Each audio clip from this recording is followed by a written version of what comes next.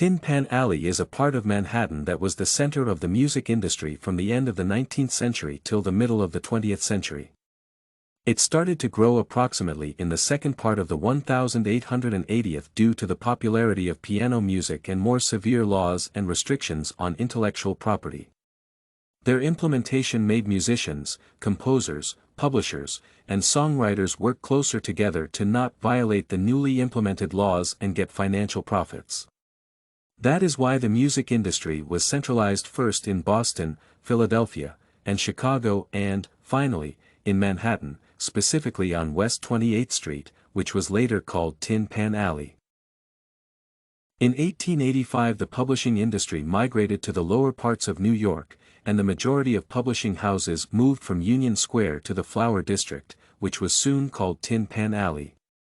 The business side of copyright and publishing was concentrated in this place mainly because it was easier for all people working in the entertainment industry to communicate and observe the newly implemented laws. That is why Tin Pan Alley became the center of the United States publishing music industry, which helped the publishers strike deals with great speed and enabled them to enhance their songwriting activity. Tin Pan Alley helped form and promote the music business in the United States since publishers working there possessed certain powers that enabled them to clearly state and defend their marketing-related interests. Apart from that, the development of Tin Pan Alley as the core entertainment sector of New York enabled the publishers who worked there to create and promote new genres and songs. The most popular and legendary subculture created by the publishers of Tin Pan Alley was the song plugger. It concerned the representation of wares by performing the organization's most recent songs in public. This practice helped the public get familiar with the sound and lyrics and made famous and influential people want to use the songs in their shows.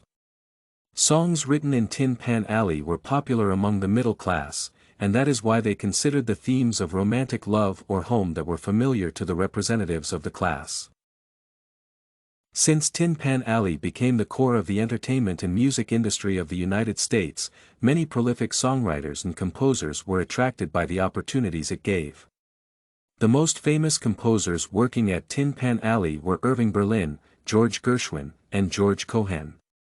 For instance, Irving Berlin was one of the most famous Tin Pan Alley composers, whose songs were among the most popular and widely used in Broadway musicals.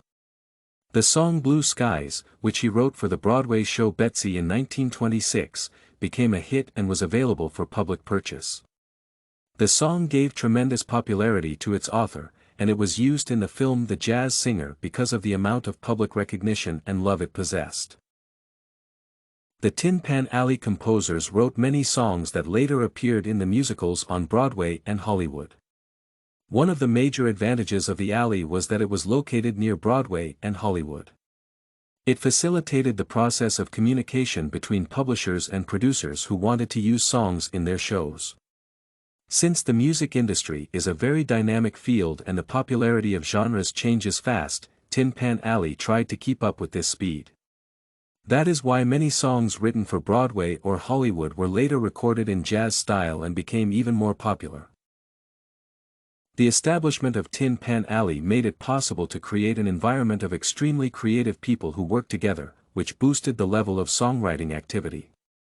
That is why many composers wanted to work there, as the place not only allowed them to gain public recognition and fame but boosted their creativity and inspiration. However, even though songwriters and composers created phenomenal music compositions while working at Tin Pan Alley, their major goal was not music affiliation but making songs a commodity. Such policy may be explained by the fact that music was perceived as a means of making profits. However, with the development of rock and roll and the evolution of song recording technologies, the industry slowly went away from the piano music that was typical of the Tin Pan Alley songs. Music became simple, and musicians did not have to possess a high level of music literacy.